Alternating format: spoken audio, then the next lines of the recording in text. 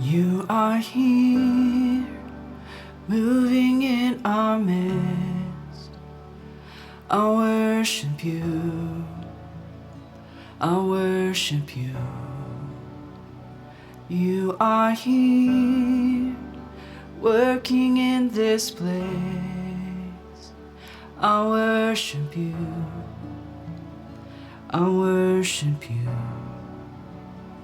You are here, moving in our midst. I worship you, I worship you. You are here, working in this place. I worship you, I worship you. 'Cause you are waymaker, miracle worker, promise keeper, light in the darkness. My God, that is who you are. You are waymaker, miracle worker, promise keeper, light in the darkness. My God, that is who you are. You are here, touching every heart. I worship you, I worship you. You are here, healing every heart. I worship you, yes, I worship you. You are here, turning lives around. I worship you, yes, I worship you. You are here, oh, mending every heart. I worship you, yeah, I worship you, Lord, yes. 'Cause you are waymaker, miracle worker, promise keeper, light in the darkness. My God, that is who you are. You are waymaker, miracle worker, promise keeper, light in the darkness. My God, that is who you are. You are waymaker, miracle worker, promise keeper, light in the darkness. My God, that is who you are. You are waymaker, miracle worker, promise keeper, light in the darkness. My God, that is who you are.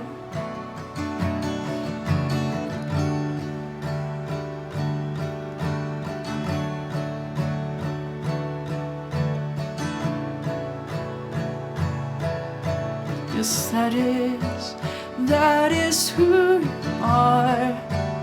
That is who you are. That is who you are. That is who you are. 'Cause you are waymaker, miracle worker, promise keeper, light in the darkness. My God, that is who you are. You are waymaker, miracle worker, promise keeper, light in the darkness. My God, that is who you are. Hi everybody, I want to break this song down a little bit. I think the song is so powerful, and I find that it's very relevant to life in general, but especially to what we're facing today for so many reasons. I just want to highlight a couple of the things that stand out to me about this song. The first one is the verse. They all start with the phrase, "You are here," highlighting God's presence in any place. In Bible terms, we call this His immanence and His omnipresence. He is everywhere, all the time. And not only is He present, He's active. And not only is He active, He also is active in a personal way. It says touching every heart. It says healing every heart. It says turning lives around and mending hearts. God is not some distant figure. He is an up close and personal God. He is all about relationships. And the other thing is the chorus. It highlights specific attributes about God, like miracle worker, promise keeper. He makes a way. He works miracles. He keeps his promises, all of them. And he shines bright in the darkness. This is who he is. The other thing that I want to highlight is in the bridge. This is penned by the artist Leland. It's different than the original version, and it's super helpful for me. This is where we respond to everything that has been said in the song so far. And through these words, that is who you are. We declare the truth, despite what we can see or feel. I think this is so powerful because we get caught up in what we can see and feel. And this is why I've chosen this song for this video. If you're watching this and this is the first time that you've heard this song, I want to encourage you to rewind this video, watch my rendition, or look it up online if you want to hear a better one. Make the rest of this video part of your devotional life. As you find that it encourages you, I hope that it lifts your spirit and it helps you push away fear of uncertainty in a very uncertain time right now. Now, as we all know, none of us have the ability to predict what tomorrow may bring. And Isaiah 46:10 tells us, "Only I can tell you the future before it even happens. Everything I plan will come to pass, for I do whatever I wish." These are powerful words that God is saying to the Israelites in the Old Testament.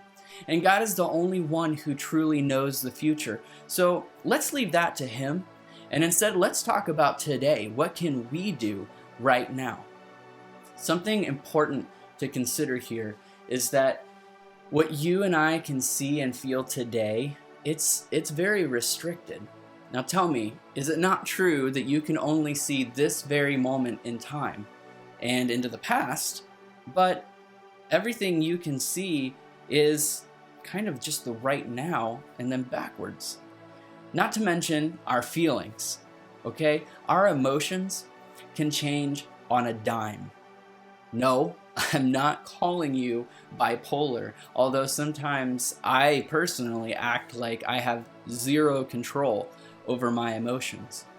But this is also something important to consider. For example, one minute, there are a lot of times where I find myself happy, and the next I'm sad. One minute I'm angry, and the next minute I can turn on a dime and be thankful. I can be on the mountaintop 1 second.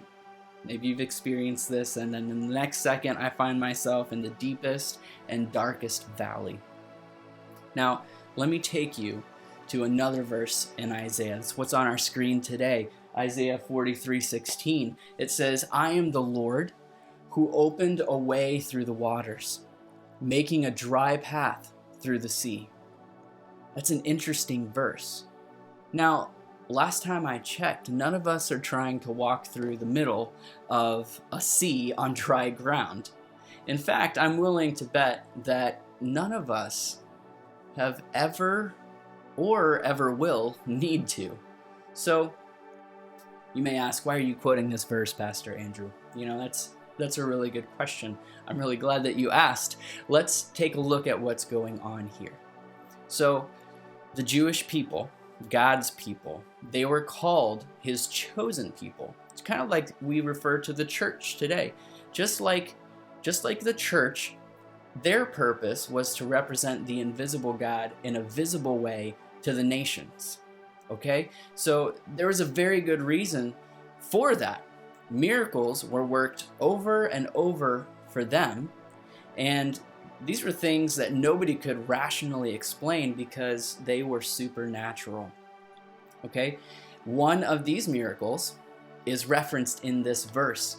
It happened as the Israelites were being delivered from slavery under the hand of the Egyptians. Now, God brought them out of Egypt after 10 plagues, and we kind of know what that feels like right now, with the coronavirus going on, maybe we can relate to that a little bit right now.